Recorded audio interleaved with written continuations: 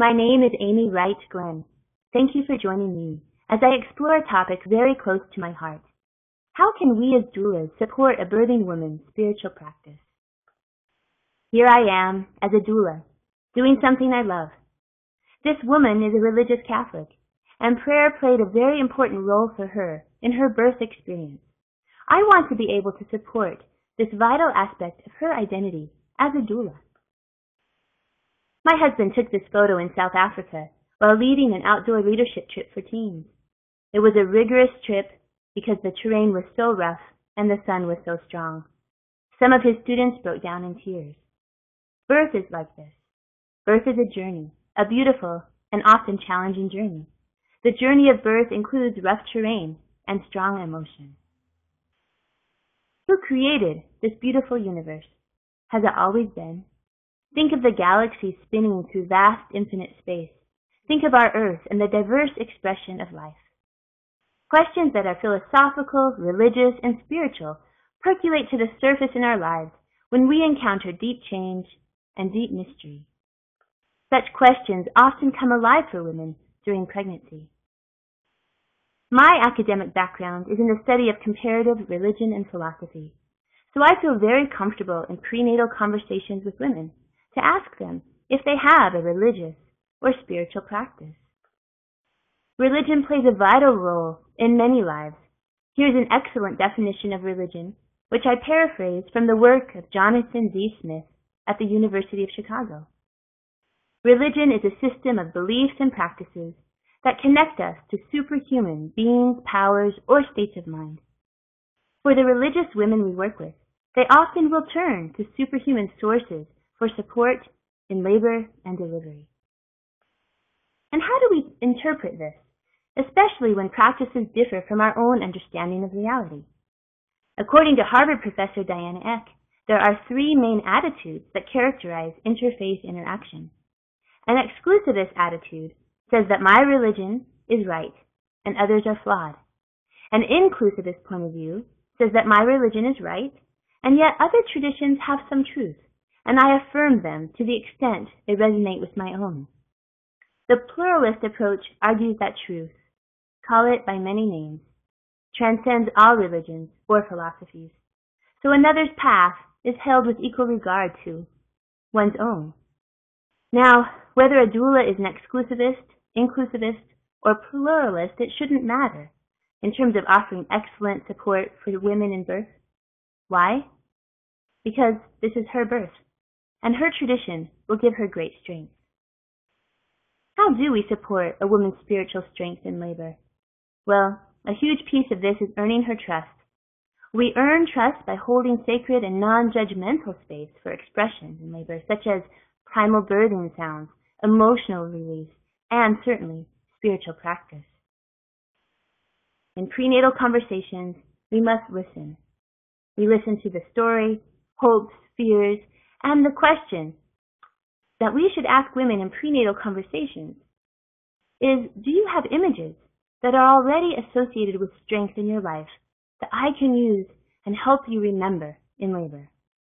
Certainly, the use of imagery can be very helpful. Images of a flower opening really helped a client of mine. I had a Catholic woman say to me, "Remind me of Saint Sebastian if I ever feel like giving up. It will help me tremendously." So I did. In the middle of her spiral into despair, I calmly looked at her, held her hand, and said, "Saint Sebastian." The transformation was incredible. This image helped her garner the strength needed for a successful VBAC. Certainly images of the divine feminine can be very meaningful across religious traditions. Images of powerful goddesses, bodhisattvas, or saints can be very helpful while birthing.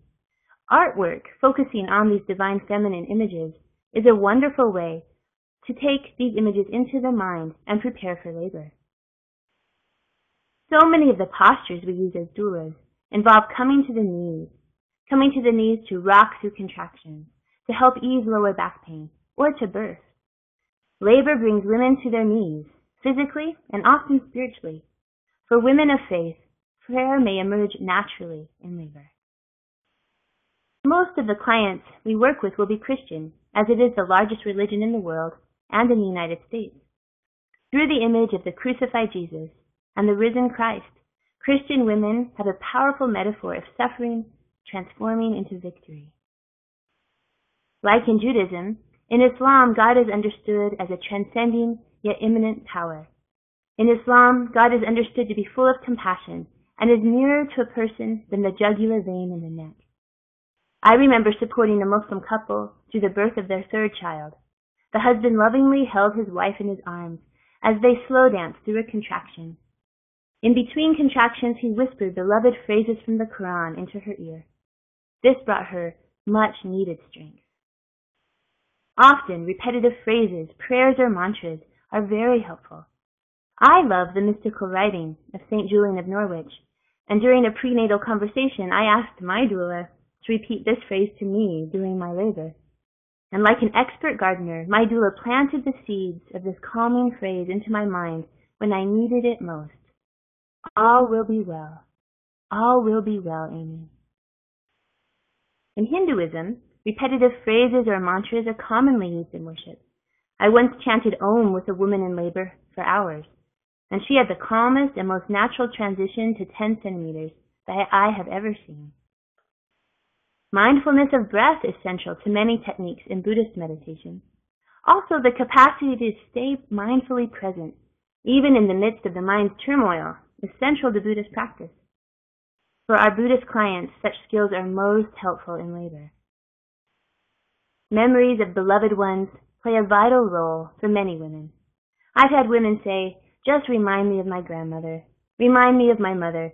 The memory of these women will inspire me. And this practice is particularly helpful to women who are atheists or humanists. These women rely on the powerful example of inspiring people rather than a metaphysical system of beliefs or practices. This human world is enough. And here is a photo of Amy Mullins, a truly inspiring athlete. Images and stories of people who have overcome great odds serve as sources of strength. Here I am in early labor, diving into the most challenging and wonderful event of my life. I prayed, I meditated, I did yoga, I cried. I thought of women who inspired me. I created birth art. My midwives and my doula knew that I have a deep spiritual practice. I was supported physically, mentally, emotionally, and also spiritually. I hope this presentation gives you some wonderful food for thought. As you meet with your next client in a prenatal conversation, don't be shy to ask if she has a religious or spiritual practice. In addition to being a doula and a teacher of religion and philosophy, I'm a new author, and this book means a great deal to me.